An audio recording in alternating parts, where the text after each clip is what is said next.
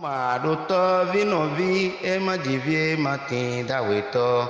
Maduto vinovi e majivie matin daweto. Viropo no we imau. Viropo no we dagbelo boso da logo nagbelo. So da logo nagbelo. Laila ila ila. Laila ila ila ila la ila.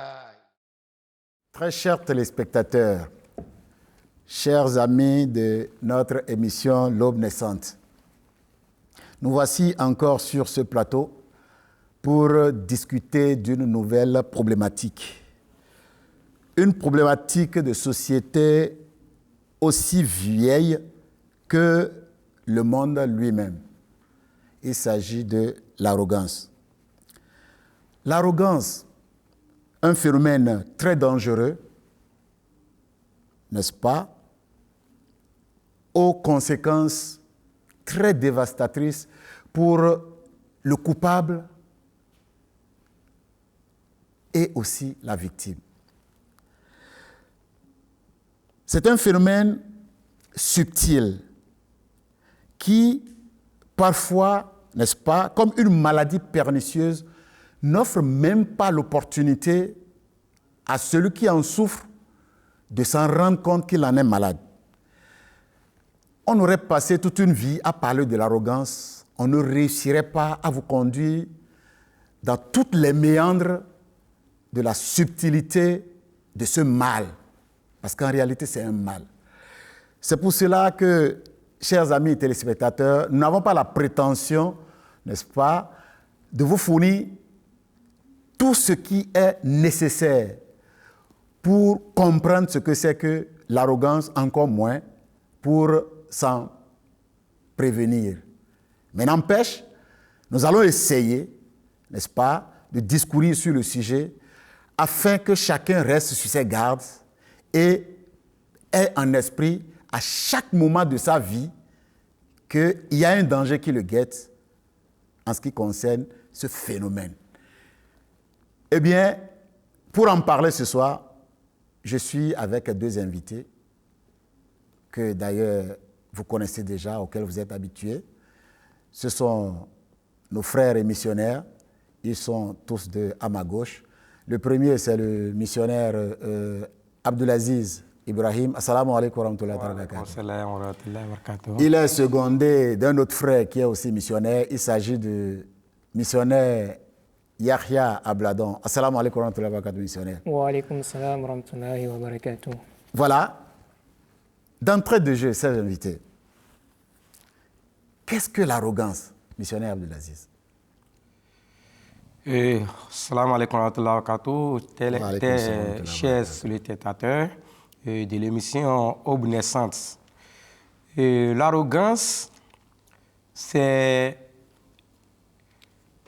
être définie comme la fierté qui se manifeste par des manières hautaines, méprisantes. Ça, c'est la définition vulgaire.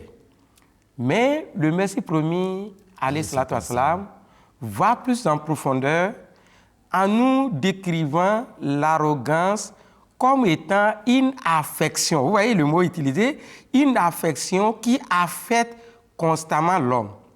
Et il poursuit en disant que je vous dis en toute sincérité que le jour du jugement dernier, après l'association des égaux à Allah, qui est le shirk, qui est le premier, le plus grand des péchés, il dit aucun vice ne sera aussi élevé que l'arrogance. C'est un vice, c'est le Messie promis qui parle.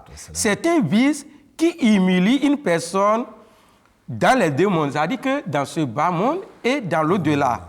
Et c'est pourquoi il dit, j'encourage ma communauté, les membres de ma communauté, à fuir l'arrogance, car elle est la plus détestable aux yeux d'Allah, le Seigneur de la gloire. Source, Aïna Kamalatel Islam, page 598.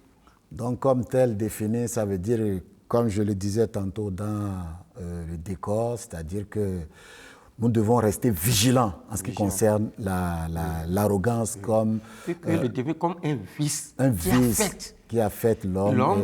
Et encore, il le met comme en deuxième position des péchés les plus graves. Voilà, des péchés les plus capitaux. Okay. Missionnaire Yahya Abladon, je vous fais la même question. Qu'est-ce que l'arrogance? Bon, autrement dit, nous pouvons également définir l'arrogance comme l'ensemble des manières hautaines et méprisables, c'est-à-dire l'orgueil, la vanité. Ça veut dire qu'en fait, ça a un rapport avec une sorte d'estime de soi, oui. N'est-ce pas, comparé aux autres à qui on fait subir certaines violences de façon à les écarter, à les faire moins qu'hommes, n'est-ce pas? Oui.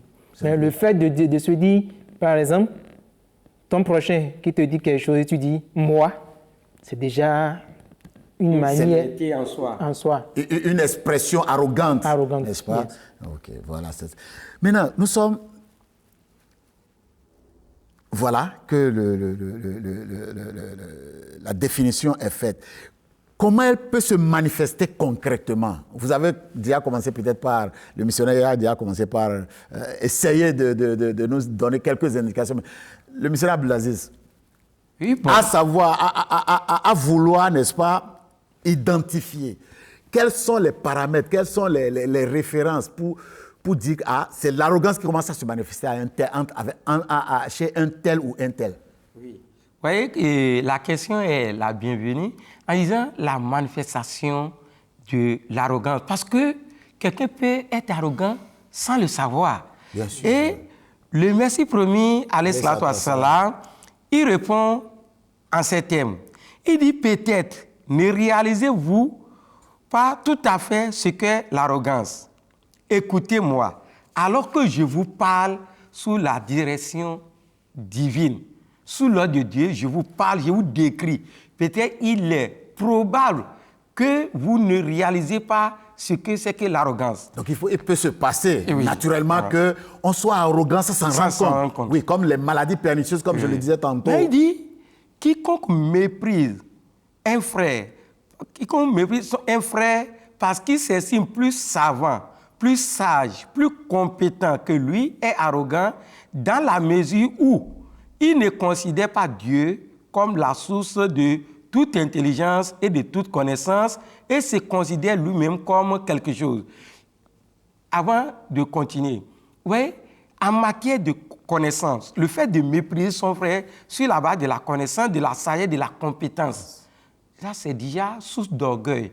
Parce que, vous voyez les anges, malgré leur proximité divine, quand Allah subhanahu wa ta'ala les a mis à l'épreuve, en leur disant « Ambi'uni bi asma'i haoulaï in kuntu sadiqin » dites-moi, donnez-moi le nom de ces objets si vous êtes aussi véridique comme vous le croyez. Dans l'expression de votre intelligence.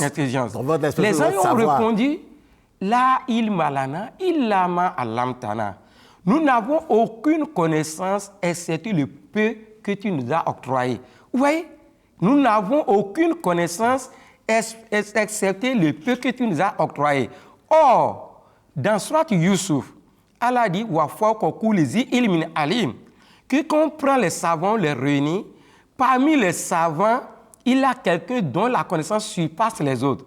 Or, celui-là que nous pensons être plus savant que les autres, là où sa connaissance se limite, c'est le point de départ de la connaissance d'un autre. Comme on le dit souvent. Donc, voilà. D'abord, chez les hommes aussi, c'est une expression qui est... Oui. Donc, pour cela, nous avons hérité quelque chose des compagnons du Saint-Prophète. Des fois, connaissant le nom d'un objet, connaissant ce qui se passe, même quelqu'un ne peut pas être aussi ignorant pour ne pas connaître le jour ou bien la ville dans laquelle il se trouve. Des fois, le prophète dit, connaissez-vous dans quel mois nous sommes, dans quelle ville nous sommes, dans quelle année nous sommes, etc. Ils ont l'habitude de répondre, Allah wa Rasuluhu a'lam. Allah et son messager savent mieux. Donc, des fois, ils ont la connaissance de la chose, mais ils estiment que le prophète pourrait encore donner d'autres connaissances qui vont faire croître leurs connaissances. Donc, c'est quelque chose que les compagnons nous ont laissé comme héritage. Maintenant, le Messie promis, il dit en matière de connaissance, que Dieu n'a-t-il pas le pouvoir de l'affliger de folie et de donner à son frère des connaissances, une intelligence meilleure et de meilleure qualité que lui. Maintenant, il dit encore qu'il en va de même pour celui qui, par conception erronée de sa richesse, de son statut ou de sa dignité, méprise son frère. Il est arrogant car il oublie que sa richesse, son statut et sa dignité l'ont été conférés par Dieu. Vous voyez? Le fait de mépriser quelqu'un par conception erronée de la richesse, par le statut, par la dignité. Voilà. C'est vrai que avoir la richesse, ça fait partie des dons, ça fait partie des faveurs divines. Ouais. Mais dans un hadith, le prophète dit Inna la yanzuru ila suwarikum aw ajsamikum wala ila amwalikum. Allah ne considère, ne regarde ni votre beauté, votre apparence physique, ni votre richesse. Walakin yanzuru ila kulubikum wa amalikum. Mais il lit à travers vos cœurs et considère vos œuvres. C'est vrai qu'il y a des gens que la beauté, je suis beau, je suis riche, ça les a conduits à la dérive. Ils pouvaient en profiter. Donc, le Messie promis aussi nous a donné cela, que c'est une forme d'arrogance. Le fait de se vanter, de mépriser l'autre par conséquent erroné de la richesse ou bien des statuts fortune. Mais il dit, il est aveugle et ne se rend pas compte que Dieu a le pouvoir de l'affliger au point de pouvoir être réduit à la condition du plus bas parmi les plus bas et de donner à son frère qu'il estime donc inférieur une richesse plus grande que la sienne. Il dit de la même manière, celui qui est fier de sa santé physique ou qui se vante de sa beauté, de sa belle apparence, de sa force, de sa puissance et qui accorde une désignation méprisante à son frère ou se moque de lui, en proclamant ses défauts physiques et arrogants. Des fois, on donne des sobriquets à quelqu'un. Vous ne voyez, juste pour le diminuer. Oui, il y a des gens, quand vous ne connaissez pas une personne, vous demandez quelle personne, pour vous faire le portrait, ce n'est pas des insultes. Vous ne connaissez pas l'autre là, le boiteux là, vous ne connaissez pas l'infime là, oui. Vous ne connaissez pas l'aveugle là. Donc, ce portrait-là, c'est humiliant, c'est une façon de porter, de jeter des discrédits sur l'autre par rapport à soi. Oui. Donc, ces femmes-là, le Messie promis les a décrits comme étant différentes parties de la manifestation de l'arrogance. Il est allé loin. Il dit le fait de négliger la prière sur la base, ou bien ça dit en dépendant de ses facultés, c'est une manifestation d'arrogance. Des fois, je me base que comme j'ai déjà les moyens à ma disposition, j'ai déjà tout pour pouvoir atteindre un objectif. Est-ce qu'il y a besoin de me mettre en prière, de supplier Dieu? Là, c'est l'arrogance. Parce que d'une minute à une autre, beaucoup de choses peuvent se passer.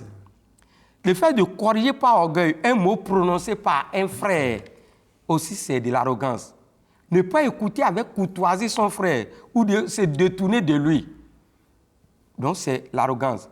Celui qui ressent, il ressent un frère assis à côté de lui. C'est-à-dire il a le dégoût ou bien il a un malaise dû à sa présence. Vous voyez, des fois, les gens disent, nous ne sommes pas de la même génération, nous ne sommes pas comparables. Vous savez que nous ne sommes pas du même rang. Toi, mais tu peux mesurer. Et on dit, moi. Donc, ça veut dire que je ne suis pas de votre catégorie. Là, c'est tout ceci dénote de l'arrogance. Alors, à vous résumer avec la description faite par le Messie qui tient lieu de mise en garde, si je vous ai bien suivi. C'est-à-dire que le début de la prudence, de la méfiance vis-à-vis de l'arrogance, ou bien par rapport aux efforts, n'est-ce pas, à fournir pour s'en éloigner, c'est d'abord se rappeler que quel que soit ce que l'on est, quel que soit ce que l'on a, quel que soit ce que l'on sait faire, c'est d'abord une grâce divine en notre faveur qui nous expose à une gloire, à un honneur, n'est-ce pas? Et on ne peut pas s'en servir pour réprouver l'autre, pour mépriser l'autre, pour réduire l'autre à l'état de sous-homme, n'est-ce pas? C'est à la fois une faveur et une épreuve. Une faveur, parce qu'il a pris la précaution, il a bien expliqué, puisque ce pouvoir reste encore à Dieu de renverser la situation. Voilà. Que celui que vous voyez méprisable peut devenir l'honorable et vous, méprisable. Que Dieu nous en préserve. Donc, voilà un peu. Cela même prouve L'une des paroles d'Allah subhanahu wa ta'ala, il dit, celui à qui j'accorde une richesse et qu'il n'utilise pas, ne fait pas bon usage, qui va le retirer de ce dernier et donner ça à quelqu'un qui peut le faire. Évidemment, comme je l'ai dit, ce n'est pas un bien qui dépend de notre savoir-faire, de notre manière d'être. C'est une grâce divine, n'est-ce pas? Et on ne peut pas s'en servir, n'est-ce pas, pour mépriser son prochain, pour reléguer l'autre à l'état de second rang ou bien de sous-homme.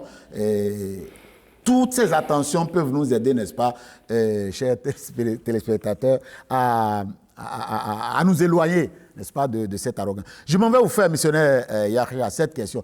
Que dit l'islam par rapport à l'arrogance? Quels sont les propos de l'islam sur l'arrogance? Quand nous disons l'islam, quels sont les propos de l'islam?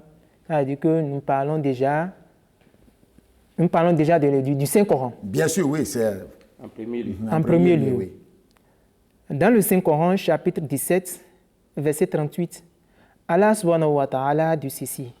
A'udhu billahi minash shaitanir rajim. Bismillahir rahmanir rahim.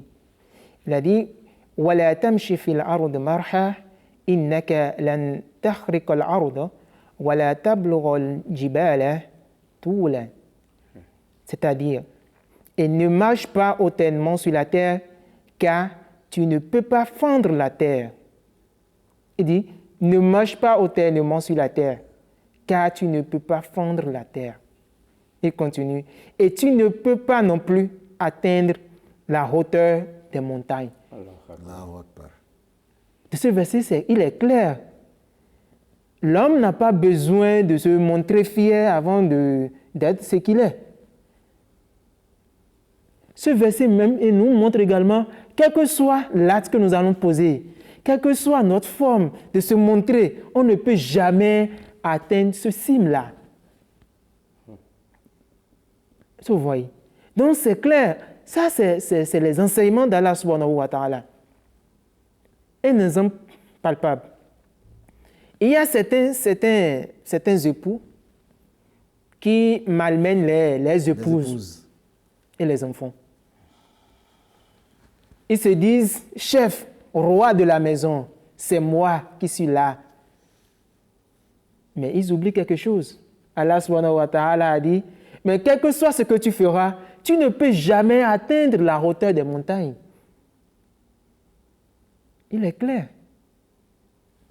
Dans un autre verset, Allah subhanahu wa ta'ala a dit, quand le prophète Luqman, alayhi salam, conseillait son fils, après le shirk, en évoluant, il a dit وَلَا تُصَعِّرْ حَدَّكَ لِلنَّاسِ وَلَا تَمْشِ فِي الْأَرْضِ مَرَحًا. Il dit, et ne te détourne pas des hommes avec orgueil, et ne marche pas non plus hautainement sur la terre.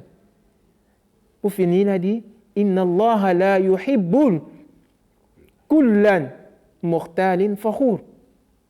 Que Allah subhanahu wa ta'ala, assurément, Allah n'aime point aucun arrogant et vaniteux. Il est le créateur de toutes choses. Il nous a créés, nous connaît et nous met en garde à travers les enseignements de ce saint prophète de Dieu. Vous avez mentionné le prophète Luqman qui donnait des conseils à son fils. Donc, tout ce qui venait de ce prophète comme enseignement à l'endroit de son fils est aussi pour l'humanité et spécifique à ce dont il est question dans ce débat ici. Merci, missionnaire Abdeladon. Je vais maintenant me tourner vers le missionnaire Abdelaziz Ibrahim.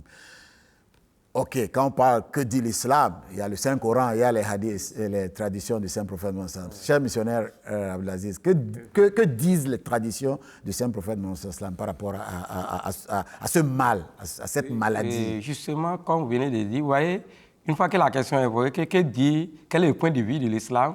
Et je rappelle, avant de revenir à votre question, qu'en islam, nous avons trois principaux sources de guide. Le Coran, et la Sunna, les hadiths. Et aujourd'hui, avec l'avènement du Messie premier, nous avons les dits du Messie premier. Et pourquoi pas même de ses successeurs, il a parlé des Khulafa. Donc ça veut dire que dit l'islam, c'est un peu vaste. Et comme il a dit, pour le Coran, D'abord, je rappelle que Allah est Kabir. Et lorsqu'ils sont, c'est-à-dire, il est le plus haut, et lorsqu'il est plus grand, lorsqu'il dit Allahu Akbar, on prouve qu'Allah est le plus grand. L'homme maintenant qui n'est pas grand et qui se fait grand, on parle de Mutakabir. C'est qu'il n'est pas grand et c'est ça l'arrogance. Donc on se montre au-delà de ce que nous sommes. Et Allah dit Inna la yuhibbu man kana muhtalan fakhura. Dans le Coran chapitre 4 verset 37, que Allah n'aime pas les gens orgueilleux et vaniteux. Maintenant, venons-en sur les hadiths du saint prophète Mohammed. Le saint prophète Mohammed dit quiconque aura un atome d'orgueil, d'arrogance en lui, n'héritera point du paradis. C'est-à-dire le paradis est interdit pour toute personne qui est arrogante. La plus petite dose d'arrogance en elle, cette personne-là.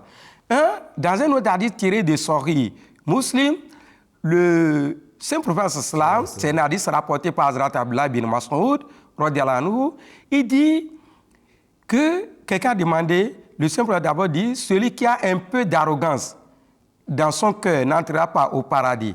Quelqu'un lui demanda, qu'en est-il d'une personne qui aime de beaux vêtements et de belles chaussures? Le saint prophète sallam répondit, Allah est beau, inna Allah jamil. Allah est beau. Maintenant, et il aime la beauté. C'est-à-dire, on ne peut appeler celui-là arrogant. Et il dit, l'arrogance c'est quoi? L'arrogance réside dans le rejet de la vérité et le mépris des autres. Parce que des fois, on fait une confusion. Vous voyez, les compagnons demander, des fois, vous voyez, quand quelqu'un a un seul vêtement, les gens le sinon, tu ne connais pas l'autre qui porte habit rouge là, l'autre qui porte habit blanc tout le temps là. Donc maintenant, lorsqu'il change aussi, on dit vraiment, votre monsieur, votre dame, ne sait plus ce qu'il faut porter. Il y a quelques heures, il avait porté ça là. Avant le soir, il va changer encore. Donc ça, c'est la vie. Alors qu'une telle personne n'a aucune intention de réduire à l'état de sous-homme son semblable par rapport à cette conduite qu'il est en train d'adopter. Si je vous ai bien suivi dans la liste que vous avez citée, c'est l'effort, n'est-ce pas, de faire paraître les attributs de Dieu. Dieu est beau, l'homme s'efforce d'être beau, donc, et il n'a pas de conduite en cette façon de faire là, à l'égard de son semblable, de façon à le discriminer, à le réduire à l'état de sous-homme, ainsi de suite. Mais ce qui peut paraître étrange, le saint prophète, dans l'article que je vais livrer, il a dit, bon, est-ce qu'il a rapport? Mais je vais vous lire l'article d'abord. Hazrat Abdullah nous rapporte que le saint prophète a dit, vous devez adhérer à la véracité, car elle conduit à la vertu, et la vertu mène au paradis. Si une personne dit la vérité et reste attachée à celle-ci, un moment viendra où elle sera déclarée comme étant véridique par Allah. Méfiez-vous du mensonge, car le mensonge conduit au vice et le vice mène à l'enfer. Si une personne continue de mentir, un temps viendra où elle sera déclarée menteuse en premier degré par Allah, Sahih Muslim. Dans les descriptions du Messie promis, il nous dit que l'arrogance, ça, c'est issu du mensonge. C'est le lien qu'il a établi. Et pour cela, pour étayer, et comme vient de dire dans les hadiths et le Coran que mon frère missionnaire vient de dire tout à l'heure, le Messie promis nous a donné, ça c'est le point de vue de l'islam aussi, les conséquences qui en découlent de l'arrogance. Il dit d'abord, l'arrogance conduit vers la ruine et la malédiction. Que malgré la proclamation des victimes en l'unicité de Dieu, la personne est ruinée, la personne est maudite. Et il dit encore, ça entre dans Aïna Kamati Islam, page 598. Le verset dit que aussi le premier péché par lequel on est ruiné aujourd'hui, on est ruiné à jamais, est l'arrogance. Bien sûr, permettez-moi de vous interviewer, vous êtes suffisamment clair et sur les arguments que vous avez avancés tout à l'heure. Vous savez, la ruine ici et la ruine dans l'au-delà, au point où d'être privé du paradis. Ça, c'est déjà suffisamment clair et puis suffisamment fort pour nous efforcer de nous en éloigner. Je m'en vais vous faire cette question. Le missionnaire Abladon Yahya. Pourquoi alors, le missionnaire Abladon en a fait cas tout à l'heure, parlant de la discussion avec les anges sur la question de l'homme. Pourquoi le Saint-Coran a traité Iblis d'arrogant? Pour répondre à votre question, avant de répondre, j'aimerais nous rappeler quelque chose. Je vous demande d'aller un peu plus vite parce que d'accord, il n'y a pas de problème.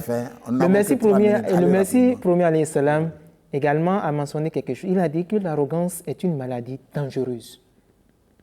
Il a dit que c'est une maladie dangereuse et quiconque en est atteint meurt spirituellement. Et il a comparé l'arrogance et la meurtre. Le meurtre plutôt. Il a dit, je sais avec certitude que cette maladie est pire que le meurtre. Puisque aujourd'hui, nous les hommes, on pense que c'est le meurtre qui est le plus. C'est quelqu'un qui le commet a déjà commis un grand péché. Mais le Messie premier a dit non.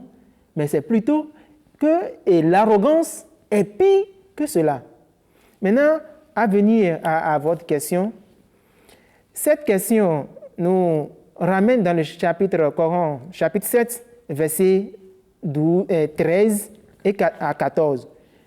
Mais avant d'en venir, sachez que cette soumission dont Allah subhanahu wa ta'ala a demandé à Iblis et aux anges, et que les autres se sont soumis, et Iblis a rejeté, a refusé, sachez que c'est une soumission d'obéissance. C'est-à-dire d'obéir à Adam, tant qu'une création d'Allah. Pas de se prosterner à lui, non. Puisque les gens font des confusions à ce niveau. Maintenant, qu'est-ce que ça dit par rapport? Qu'est-ce que ça a amené? Pourquoi Allah l'a classé d'arrogant? Le Coran dit, il dit, A'udhu billahi minash shaitanir rajim, bismillahir rahmanir rahim. Qala ma man'aka alla tasjuda iz amartuk, qala ana khayrum minhu. Allah dit, qu'est-ce qui t'a empêché de te soumettre quand je te l'ai commandé? Il a répondu, qala ana khayrum minhu, que moi, je suis meilleur qu'Adam. En vérité, je suis en train de percevoir à travers ce verset, il y a le moi, comme vous l'avez déjà élucidé tout à l'heure, c'est le point de départ de la manifestation de l'arrogance.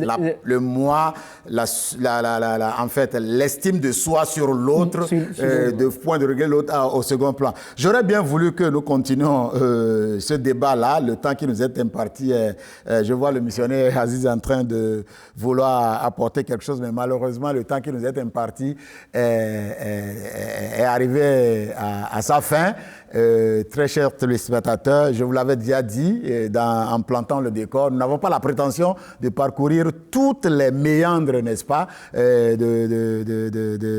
comment on l'appelle, de la subtilité de cette question de l'arrogance.